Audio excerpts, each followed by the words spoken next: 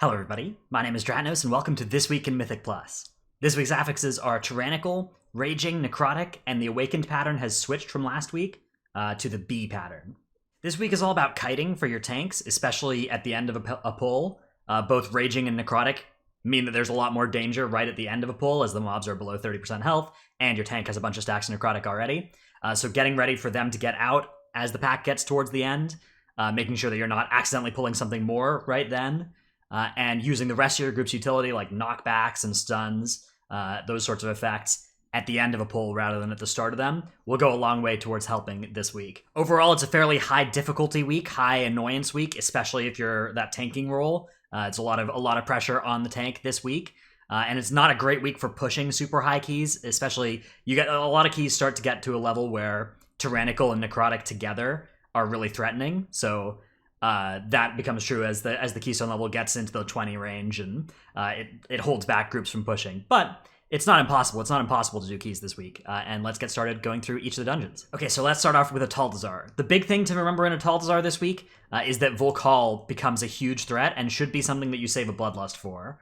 That's because he has a pretty high attack speed and doesn't stop attacking your tank very much at all once the totems go down. So it's hard for your tank to drop Necrotic stacks here. A DPS player or a healer like taunting it on a high level key is a useful thing to do. On a lower level key, you might be able to just get through by just bloodlusting it. But yeah, make sure you have all your cooldowns for that. Otherwise, it's just the same old Atal'Dazar that we talked about last week, but every week is going to be kind of rough for Atal'Dazar this season just because of where the obelisks are located. So, for instance, my route here, all my routes that you see in this video, by the way, you can get from Raider.io every week. Involves like skipping both of these packs to get access to this spire.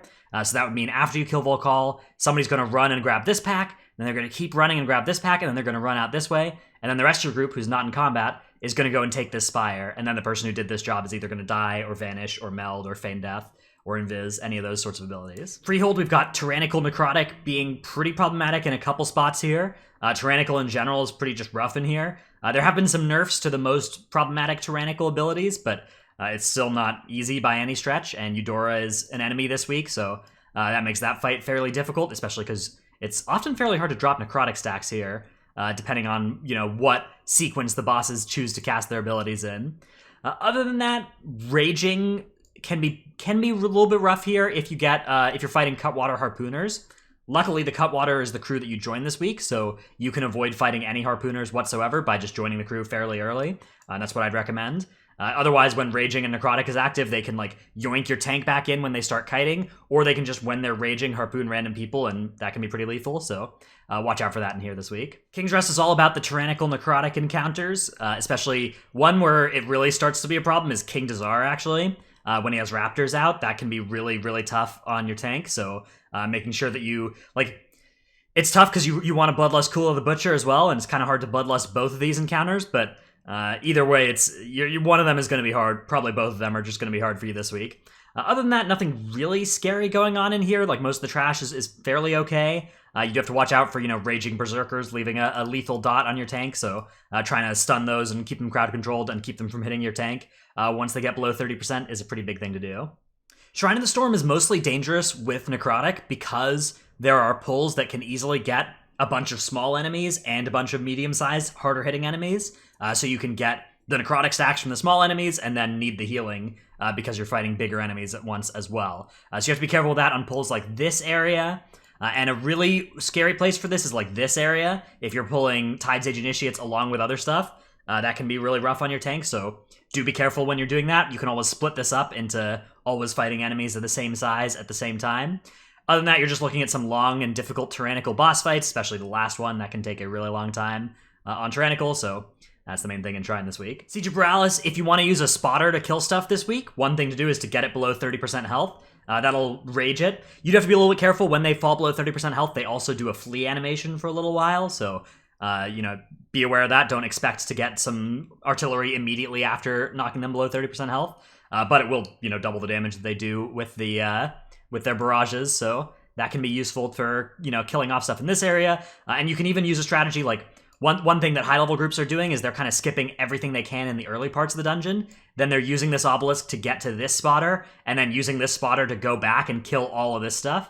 That's a really efficient strategy in terms of how long it takes to kill those things, especially in a high key, because, Spotter's damage scales up with the key level to match the health scaling up.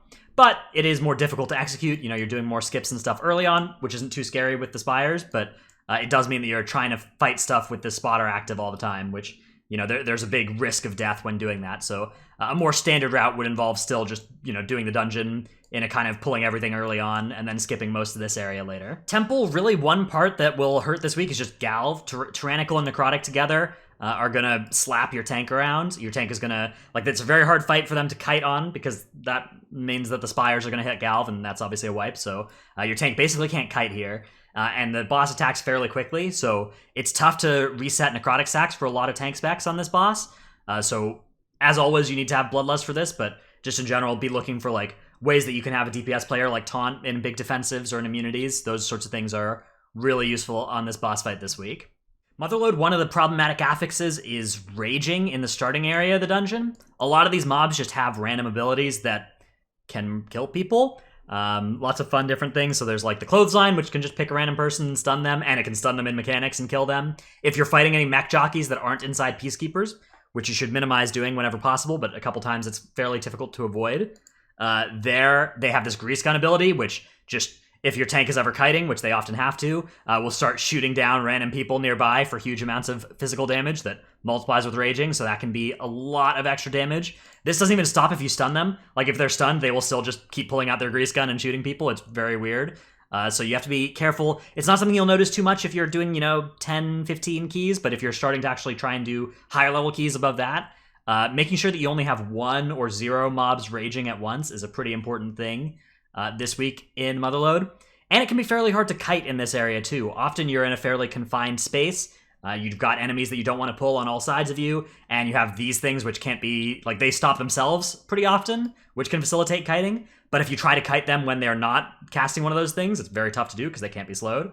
So that's the main thing that will get you this week in Motherlode. All right, so in the Underrot this week, my route has a new strategy that involves fighting the Blood of the Corruptor with the last boss. The upside of this is that we don't have to pull all this awkward, inefficient, difficult trash over in this area. The downside is you're going to have to fight an enemy with a tyrannical necrotic last boss. That can be pretty scary. So, if that sounds scary to you, if you're fighting at a key level where you don't think you can do that, instead just revert to doing this kind of strategy where you end up getting, the count from the Spire. And that lets you skip a little bit more early on, but really it doesn't let you skip all that much extra stuff. All that you have to add here is you add in this pack because you get access to this great, this great count here. You're not really adding any bad pulls to do this, and skipping this part of the dungeon is really nice. So I'd recommend doing this if you can. Blood of the Corruptor is not too bad with the Unbound Abomination, especially if you can nuke it down fairly quickly if you have burst damage. But you do have to be careful of that. You will have a lot of necrotic stacks on your tank at the start of the pull, so make sure you have Bloodlust for that. And it can work, but is a little sketchy. Tol Dagor, we've got a couple of boss fights that are kind of sketchy with Tyrannical Necrotic. One that you have to be really careful of is Jess Howless. If you have not gone in and killed these things in the cages before you start the Jess Howless fight, you're going to have a lot of Necrotic during the boss fight, and that's pretty scary. So I 100% advise either killing all of the raiders before fighting Jess, or don't interrupt Jess and kill off all the raiders during that intermission phase so that your tank isn't fighting Jess with 50 necrotic stacks. That's the main fail case here. Another thing to be careful of is, if there are any scallywags that you are going to pull, like these ones in particular, it's very tough to avoid pulling them because Jess runs right back there and stays there. Pull them early. Don't pull them during the boss fight. If you choose to pull, if you choose to not pull these scallywags over here, you have to be careful to not accidentally pull them when Jess runs by. So being careful with your AoE is pretty important there. It's much better to just pull them in with an earlier pull, with an earlier pack, rather than have them come in during that boss fight with Necrotic active. All right, so in Waycrest this week, I'm showing off a new strategy I like to call the cosplaying as top left strategy. The basic idea is that no matter which door is open, you're going to pretend it's the top left door. And the way you're going to do that is you're going to take this first spire, and if you've got a right-hand side door, you're just going to run all the way around Waycrest Manor through this area, through the courtyard, and you're going to bring that obelisk down. You're gonna bring the boss and kill it in the Heartsbane Triad room. This lets you get your first Bloodlust on a Heartsbane Triad. It does cost you about a minute if you get one of the right-hand side doors versus one of the left-hand side, or versus the only left-hand side door. But in my opinion, that is a smaller price to pay than doing the dungeon from the right side first, especially on a tyrannical week, where it's really valuable to be able to get a Bloodlust onto these guys right at the start of the dungeon. So that's something I'd try out if you can get your group on board for doing that.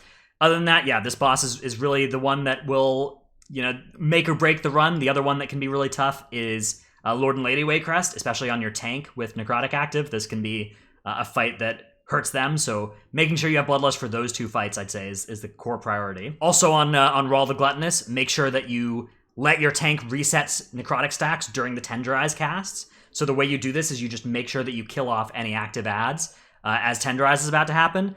Otherwise, if your tank is being hit by ads when Tenderize is going off, they're not going to have any way to drop Necrotic stacks.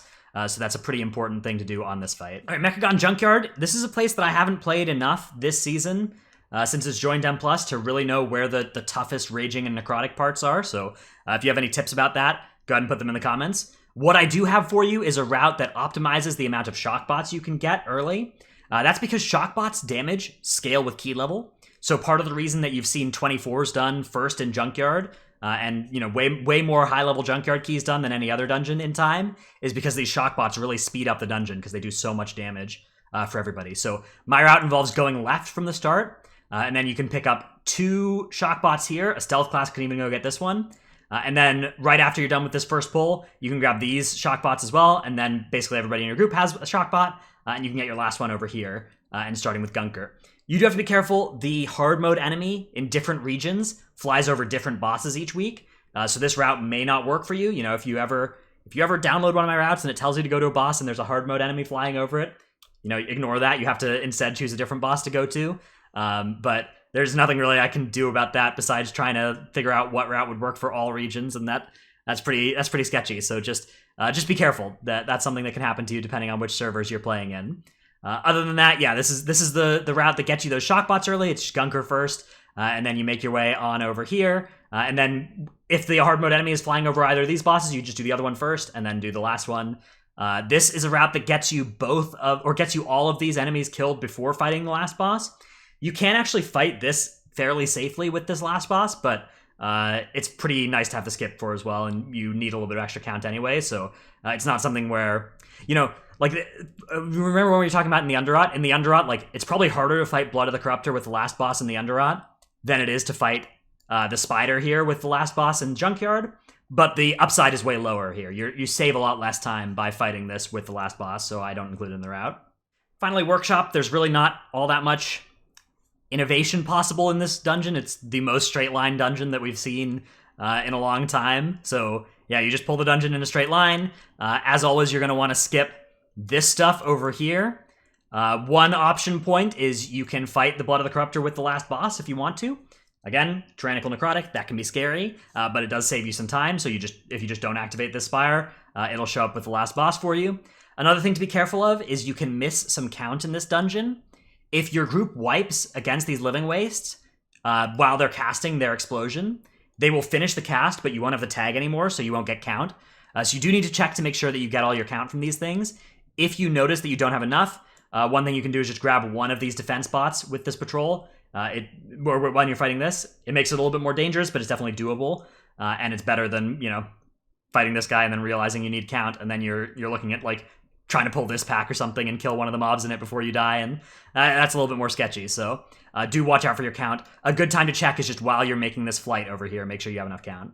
Alright, that was This Week in Mythic Plus. Hope this video helped you out. I'll be back next week and every week after for a similar video. Again, you can find my routes on Radar.io, and if you like this video, remember to like and subscribe. Check out my Twitch stream, twitch.tv/Dratnos. Thanks everybody for watching. I'll see you in the next one. Bye.